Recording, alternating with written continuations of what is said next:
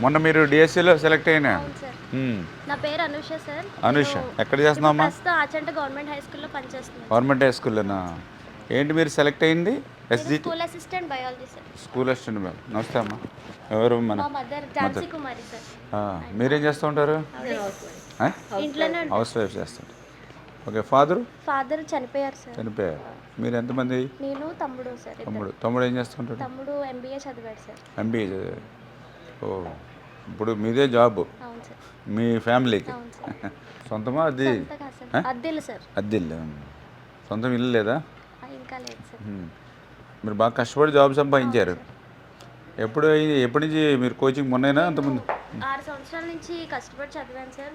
మా చదువంతా గవర్నమెంట్ స్కూల్లోనే చదువు. ఇదే కదా మీది? అంతేలా పర్లే. అక్కడెక్కడ కూర్చున్నారు అనుకుంటాను. ఫోటో నా నాన్నగారు సార్ నాన్న. చనిపోయారు. శ్యామ్ సుందర్ సింగ్ అవును. బ్రదర్. ఎవరు? మా సింగ్. అది ఇప్పుడు కాలేజీ లెక్చరర్. అది మాకు బాగా ఫ్రెండే కా. అవును సార్, చెప్పారు సార్. అని అదే ఈయన కూడా చూసాం. ఎప్పుడు చనిపోతా ఫాదర్? 2024లో చనిపోయారు. అవునా? మన అద్దెన అంటున్నాను. నాకు తెలుస్తున్నాయని మొన్నే. మొన్నే సార్. ఒక 2 ఇయర్స్ అయింది. ఏమైనా హెల్త్ ప్రాబ్లమ్మా? కొంచెం హెల్త్ ప్రాబ్లం. Health problem. మరి ఎప్పటి నుంచి ఇది జాబు? నేను 2018 నుంచి చదువుతున్నాను సార్ డిఎస్సి కోసమని. నేను ఇంటిని వదిలేసి దూరంగా వెళ్ళి చదువుకున్నాను సార్. చాలా కష్టపడి చదివాను.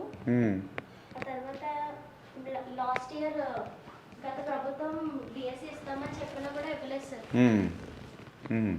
నా కష్టాలు నిరూపించుకోవడానికి ఒక అవకాశం దొరుకుతుందా అని ఎదురు చూశాను. టీడీపీ ప్రభుత్వం వచ్చిన తర్వాత నాకు ఒక అవకాశం వచ్చింది. నేను చదువుకున్నదంతా నా ప్రతిభని నిరూపించుకోవడానికి ఒక అవకాశం వచ్చింది. నేను ఎగ్జామ్ రాసిన తర్వాత ప్రతిదీ కూడా certificate verification, call letter, appointment letter అన్నీ కూడా నిబంధనల ప్రకారమే జరిగాయి సార్. ఎలాంటి అవకతవకలు జరగలేదు. పారదర్శకంగా జరిగి ఉద్యోగం సాధించాను నేను. మేమైతే ఖచ్చితంగా చెప్తాము, మేమే కదా చూసాం సార్. సర్టిఫికేట్ వెరిఫికేషన్ అంతా కూడా చాలా ఎంత లేట్ అయినా కూడా, గంట లేట్ అయినా కూడా ప్రతి అభ్యర్థిని ఖచ్చితంగా చూసి పరిశీలించిన తర్వాతే మాకు ఈ ఉద్యోగం ఇచ్చారు సార్. ఇప్పుడు మీరు మెరిట్లో వచ్చింది సార్. రిజర్వేషన్ అని ఉందమ్మా? నాది మా కేటగిరీ అయితే ఎస్సీ సార్, కానీ నాకు ఓపెన్లోనే వచ్చింది సార్. ఓపెన్లోనే వచ్చింది. యాక్చువల్గా మెరిట్లో వచ్చింది మీకు? మెరిట్లో వచ్చింది. ఎస్సీ రిజర్వేషన్ ఉన్నప్పటికీ గ్రేట్. కంగ్రాచులేషన్. ఎందుకంటే దానివల్ల ఏమైంది, ఇంక ఎస్సీలో ఇంకొకరికి ఉద్యోగం వచ్చింది ఆ కేటగిరీలో. ఇప్పుడు ఆ ఎస్సీ రిజర్వేషన్ ఉన్నా కూడా మీకు మెరిట్లో వచ్చిందంటే మీరు కష్టపడి చదివితేనే కదా. రేస్లో 1 ఇయర్ కోచింగ్ తీసుకుంది సార్ నరసాపురంలో. మళ్ళీ అవనిగడ్డ వెళ్ళింది. మళ్ళీ 3 మంత్స్ కోచింగ్ తీసుకుని మళ్ళీ రివిజన్ క్లాసులకి ఒక 6 మంత్స్ వెళ్ళిందండి. వాళ్ళు డాడీ చనిపోయారని మళ్ళీ వచ్చిందండి. ఇంట్లో చదివిందండి. రాత్రి పగలు నిద్రపోకుండా అసలు ఎంత కష్టపడి చదివిందంటే అసలు ఇంకా నేను మాటల్లో చెప్పలేనండి. చాలా కష్టపడి చదివింది తను. ఇలా కష్టపడటం కూడా వాళ్ళ డాడీ చాలా సపోర్ట్ చేశారు. మ్యారేజ్ కూడా వద్దని, నాకు జాబే కావాలి, జాబ్ వచ్చే వరకు చేసుకోనని చదివిందండి. కానీ ఇప్పుడు వాళ్ళ డాడీ కూడా వినలేదు. ఆమె జాబ్ వచ్చే వరకు కూడా లేరండి ఆయన. అంత పట్టుదలగా పాపం. అదిలో మనకేంటంటే ఒక ఏజ్ వచ్చేటికి మ్యారేజ్ చేసేయాలని మనం అనుకుంటాం. కానీ పాప ఏంటంటే తన కాళ్ళ మీద తను నిలబడాలని చెప్పి చేసుకుంటాం. మా తమ్ముడు సపోర్ట్ కూడా ఉంది సార్. మా తమ్ముడు తనకి కోచింగ్ ఫీజులు కట్టి మేనవాళ్ళని చదివించాలి అని చెప్పి చదివింది. ఏంటే ఇప్పుడు ఇంత కష్టపడి చదువుకుని ఇంతమంది హెల్ప్ చేస్తే చదువుకుని ఈ అమ్మాయి మెరిట్లో కేటగిరీలో అవకాశం ఉన్న మెరిట్లో జాబ్ తెచ్చుకుంటే, ఇప్పుడు వాళ్ళేమో అసత్యం రోజు నోరిప్పితే వాళ్ళు పేపర్ తిరిగేసిన, ఛానల్ చేసిన, ఓ పక్కన దీక్షలని, ఓ పక్కన ర్యాలీలని ఎంత తప్పుదో పట్టిస్తున్నారు. దానివల్ల ఎంత రాంగ్ మెసేజ్ పోద్ది. ఇప్పుడు మీలాగా కష్టపడి చదువుకునే వాళ్ళందరికీ ఎంత. తను తిరుమల స్కూల్లో జాయిన్ అవుతుంది సార్. ఇలా తొలి సంతకమని సీఎం గారు పెట్టంగానే మళ్ళీ రిజైన్ చేసేసి వెంటనే వచ్చేసి అవనిగడ్డ వెళ్ళిపోయింది సార్ చదువుకో. మన నోటిఫికేషన్ వచ్చిన వెంటనే మళ్ళీ ఒక్క రోజు కూడా అట్లా. మరి ఎంత దుర్మార్గం. రోజుకి 4 గంటలు పడుకుని చదువుకుని ఉద్యోగం సంపాదించుకుంటే ఇప్పుడు ఇలాంటి వాళ్ళ మీద అట్లాంటి అబద్ధాలు, అసత్యాలు, పోస్టులు కొనుక్కున్నారు, అవకతవకలు జరిగినాయి, రద్దు చేయాలి, సిబిఐకి ఎంక్వైరీ చేయాలంటే ఎంత తప్పుదో పట్టిస్తున్నారు వాళ్ళు. మాకే చాలా బాధ ఆవేదన ఉంది. ఎందుకంటే మేమేం రాయలేదు పరీక్షలు, కానీ ఇంత మంచి జరుగుతుంటే ఇంత చెడ్డ బురద వేస్తున్నారు ఏంటని. బీఈడి చేస్తారు, ఇంకా చదువుతూ కోచింగ్ వెళ్తానే ఉంది. ఇప్పుడు తీస్తారు, రేపు తీస్తారు, ఇప్పుడు తీస్తారు, రేపు తీస్తారు పోస్టులు. డాడీ అని తెలుగుదేశం పార్టీ రావాలి, ఖచ్చితంగా జాబ్ జాబ్ రావాలి. వస్తుంది. ఇంకంటే అదే మాట అనేవారు సార్ వాళ్ళ డాడీ. ఆయన మాట నెరవేరింది. దాన్ని కూడా అంది బాబు జాబ్ రావాలి, రావాలంటే జాబ్ బాబు రావాలి రావాలి. అని సార్. నిజంగా అది నా జీవితంలో జరిగింది సార్. నేను అనుకోలేదు సార్ అసలు. చాలా ఆశలు పెట్టుకున్నాం సార్. లాస్ట్ ప్రభుత్వంలో ఇస్తామని చెప్పి చాలా మోసం చేశారు. కేవలం 6,000 పోస్టులకు మాత్రమే తీస్తామన్నారు. కానీ టీడీపీ ప్రభుత్వం వచ్చిన తర్వాత 16,000 పోస్టులు ఇచ్చారు. నిజంగా అది మాకు చాలా వినియోగించుకునే అవకాశం సార్. మాకు కేవలం అవకాశం కోసం ఎదురు చూసాం మేము. అవకాశం ఎంతకాలం నుంచి చూస్తున్నారమ్మా మీరు?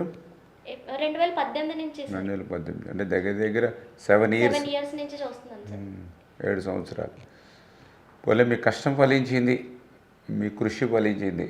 పాపం మీ ఫాదర్ ఎక్కడున్నా కూడా ఆయన ఆశీర్వాదాలు ఎప్పుడూ ఉంటాయి మీకు. ఎందుకంటే మీరు ఆనందంగా సంతోషంగా మీరు సెటిల్ అయ్యారు కాబట్టి ఆయన మీ మధ్య లేకపోయినా పైన చూసుకుంటూ ఉంటారు. ఆయనకి అదే సాటిస్ఫికేషన్. ఇప్పుడు మనం ఇంకా ఏదో కష్టాలు ఇబ్బందుల్లో ఉన్నాం, అమ్మ మీద ఆధారపడ్డాం, అమ్మ ఇప్పుడు కుటుంబేషను ఏదో 2 బ్లౌజులు కొట్టి 4 రూపాయలు తెచ్చి ఇప్పుడు మిమ్మల్ని చదివించాలంటే ఆవిడకి బాధ, మీకు ఇబ్బంది కూడా. ఇంక ఇప్పుడు మ్యారేజ్ చేయాలి. ఇప్పుడు చేయాలండి, 2 పిల్లలకి చేయాలండి. బాబు కూడా ఉన్నాడు. బాబున్నాడు. ముందు పాపకు చేసేయండి అమ్మా. పాపకు చేస్తే అంటే బాబు పెద్దోడే మీరు పెద్దను? నేనే పెద్ద. పాపకు చేస్తే చదవాలనే అంటుంది సార్. మ్యారేజ్ చేసి లేదమ్మా, ఇక జాబ్ వచ్చింది కదా, ఇప్పుడు మ్యారేజ్ చేసుకున్నా చదువుకోవచ్చు, ఇబ్బంది ఏమీ లేదు. చదువుకు ఇప్పుడు నీలాగా ఇంత కష్టపడుకున్న వాళ్ళకి ఇబ్బంది ఏమీ లేదు. వాళ్ళు ఫ్యామిలీ సెటిల్ అవుతా ఉన్నారు ఈ జాబ్ తోటి. చాలా సంతోషం. ఇటువంటి వాళ్ళకి రేపు పొద్దున ఏం చెప్పాలనే చూడండి మీరు అందరూ కూడా మెసేజ్. మేమైతే ఎలాంటి రాజకీయంగా ఎవరిని తీసుకొని డబ్బులు ఇచ్చి కొనుక్కోలేదు సార్. జాబ్ని కష్టపడి చదువుకున్నాం సార్. అవును, మీకు తెలుసు అది. బయట ఆయన మాటలు వింటే బయట వాళ్ళు ఏమనుకుంటారు, రేపు పొద్దున ప్రిపేర్ అవ్వాలి కానీ వీళ్ళు కానీ ఇప్పుడు చదువుకోక్కర్లేదు, మెరిట్ అవసరం లేదు, డబ్బులు ఉంటే సరిపోద్ది అనుకుంటే రేపు పొద్దున యువత కూడా పాడైపోతారా లేదని? పాడైపోతారుగా యువత. మన యువతకి ఏం సందేశం ఇవ్వాలి? బాగా చదువుకోవాలి, కష్టపడాలి, కష్టపడి చదువుకుంటే ఇదిగో ఈ పాపలాగా మంచి ఉద్యోగం వస్తుంది అని వీళ్ళని చూపించి వాళ్ళు చదువుకోమని చెప్పాలి. మీకే సన్మానం చేయాలి, పాపను అంత కష్టపడి చదివించి మీరు. మీకు ఎప్పుడు అండగా ఉంటాం, మీరేం భయపడక్కర్లా, బెంగ పెట్టుకోవాల్సిన అవసరంలా. వాళ్ళ గురించి మీకు చంద్రబాబు నాయుడు, లోకేష్, పవన్ కళ్యాణ్ గారు అందరూ అండగా ఉంటాం. మిమ్మల్ని ఎప్పుడు కాపాడుకుంటూనే ఉంటాం. ఇప్పుడే మనం ఝాన్సీ గారి వాళ్ళ ఇంటికి రావడం జరిగింది. ఆమె భర్త విజయ్ కుమార్ గారు దూరమైనప్పటికీ ఆ యొక్క బాధ్యతలను ఆమె భుజస్కంధాల మీద వేసుకుని అనూషను కష్టపడి చదివిస్తే మొన్ననే మెరిట్లో 2025 డిఎస్సిలో అనూష సెలెక్ట్ అవ్వడం జరిగింది. ఆ పాప చెప్తూ ఉంది, ఎస్సీ కేటగిరీ ఉన్నప్పటికీ కూడా మెరిట్లో ఆ అమ్మాయికి సెలెక్ట్ చేయడం జరిగింది. దాని వెనుక ఎంతో కష్టం చెప్పింది. ఇప్పుడే ఆ అమ్మాయి 2018 నుంచి అహర్నిశలు శ్రమిస్తూ ఉన్నాను, హైదరాబాదు సైతం కోచింగ్కి వెళ్ళి ప్రిపేర్ అవుతున్నటువంటి పరిస్థితి. తండ్రి చనిపోతే మళ్ళీ ఇంటికి వచ్చి ఇంటి దగ్గర కోచింగ్ తీసుకున్నటువంటి పరిస్థితి. అవనిగడ్డ కోచింగ్ సెంటర్కి పోతే ఉదయం 4 గంటలు లేస్తే రాత్రి 12 గంటల వరకు కూడా నాన్ స్టాప్గానే ప్రిపేర్ అయినటువంటి పరిస్థితి. అంటే రోజుకి 20 గంటలు శ్రమించి కష్టించి మెరిట్లో అనూష సెలెక్ట్ అయిందని ఆ అమ్మాయి మాటలోనే మనందరం కూడా విన్నటువంటి పరిస్థితి. సొంత ఇల్లు కూడా లేనటువంటి పరిస్థితి. మేనమామ ఆర్థికంగా సహాయం చేస్తే ఆ కోచింగ్ సెంటర్లకు డబ్బులు కట్టుకునేటువంటి పరిస్థితి. అటువంటి మెరిట్లో ఈవేళ డిఎస్సి ఉద్యోగం సంపాదిస్తే దీనికి అడ్డంకులు సృష్టిస్తూ సిబిఐకి ఇవ్వాలి, రద్దు చేయాలి అనేటువంటి విధంగా ఈరోజు జగన్మోహన్ రెడ్డి మాట్లాడుతూ ఉండడం అని అంటే ఎంత అబద్ధాలు నోరు తెరిస్తే మాట్లాడుతున్నాడో ఈ కుటుంబాన్ని చూస్తేనే మనందరికీ కూడా అర్థమవుతున్నటువంటి పరిస్థితి. ఖచ్చితంగా ఎటువంటి ఇబ్బంది లేకుండా, ఎటువంటి బెంగ లేకుండా ఉండండి. ఈ కుటుంబానికి మేమందరం కూడా చంద్రబాబు నాయుడు గారు, పవన్ కళ్యాణ్ గారు, లోకేష్ బాబు గారు అండగా ఉంటాం. మీ అందరికీ కూడా భరోసాగా ఉంటామని చెప్పి కూడా ఇంటికి వచ్చి వాళ్ళకి మాట కూడా ఇవ్వడం జరుగుతుందని చెప్పి మీ ద్వారా తెలియజేస్తాం.